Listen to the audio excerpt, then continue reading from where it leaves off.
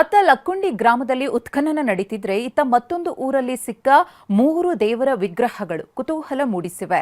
ಆದರೆ ಇದು ಪ್ರೀಪ್ಲಾನ್ ಅಂತ ಗ್ರಾಮಸ್ಥರು ಅನುಮಾನ ವ್ಯಕ್ತಪಡಿಸಿದ್ದಾರೆ.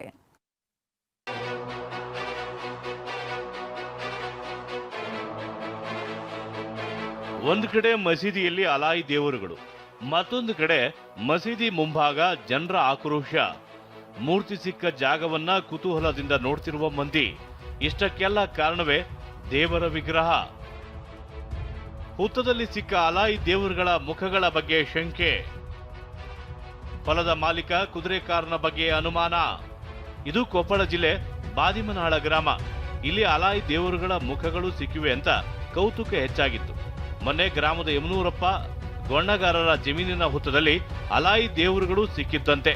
ಸಿಕ್ಕ 3 ಅಲಾಯಿ ದೇವರುಗಳನ್ನ ಗ್ರಾಮದ ಮಸೀದಿಯಲ್ಲಿ ತಂದಿಡಲಾಗಿದೆ. ರಾಮನಗೌಡರ ಕನಸಿನಲ್ಲಿ ಬಂದ ದೈವ ಹುತ್ತದಲ್ಲಿ ದೇವರುಗಳು ಇದಾವೆ ಎಂದು ಹೇಳಿತಂತೆ. ಹೀಗಾಗಿ ಮೊಹರಂ ಹಬ್ಬದಲ್ಲಿ ದೇವರು ಹೊತ್ತು ಕುಳಿತಿದ್ದ ರಾಮನಗೌಡ ಇದನ್ನ ಗ್ರಾಮಸ್ಥರಿಗೆ ಹೇಳಿದ್ರಂತೆ. ಬಳಿಕ ಹುತ್ತ ಅಗೆದು ಅಲಾಯಿ ದೇವರುಗಳ ವಿಗ್ರಹಗಳನ್ನ ಮಸೀದಿಯಲ್ಲಿಟ್ಟಿದ್ದಾರೆ. ದಿನ ಸ್ವಪ್ನದಲ್ಲಿ ತೋರಿಸ್ತಾ ಇದ್ದ, ನನಗೆ ತ್ರಾಸು ಕೊಡ್ತಿದ್ದ.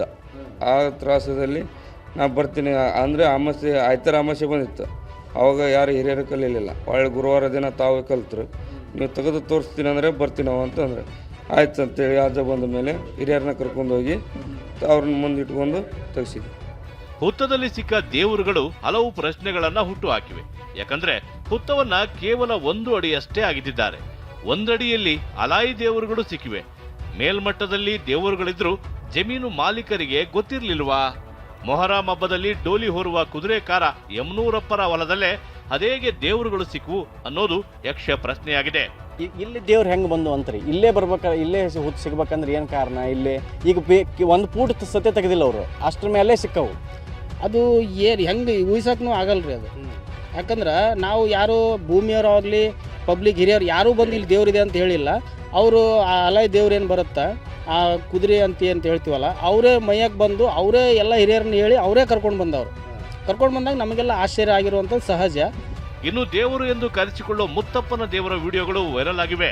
ಕುಷ್ಟಗಿ ತಾಲೂಕಿನ ಕಡಚಿಂತಿಯಲ್ಲಿ ನಾನು ದೇವರೆಂದು ಹೇಳಿಕೊಂಡು ಓಡಾಡ್ತಿದ್ದಂತೆ. ಅಲ್ಲದೆ ದೆವ್ವ ಬಿಡಿಸುವ ನೆಪದಲ್ಲಿ ಮಹಿಳೆಯರಿಗೆ ಚಿತ್ರಹಿಂಸೆ ನೀಡಿರುವ ವಿಡಿಯೋ ವೈರಲ್ ಆಗಿವೆ.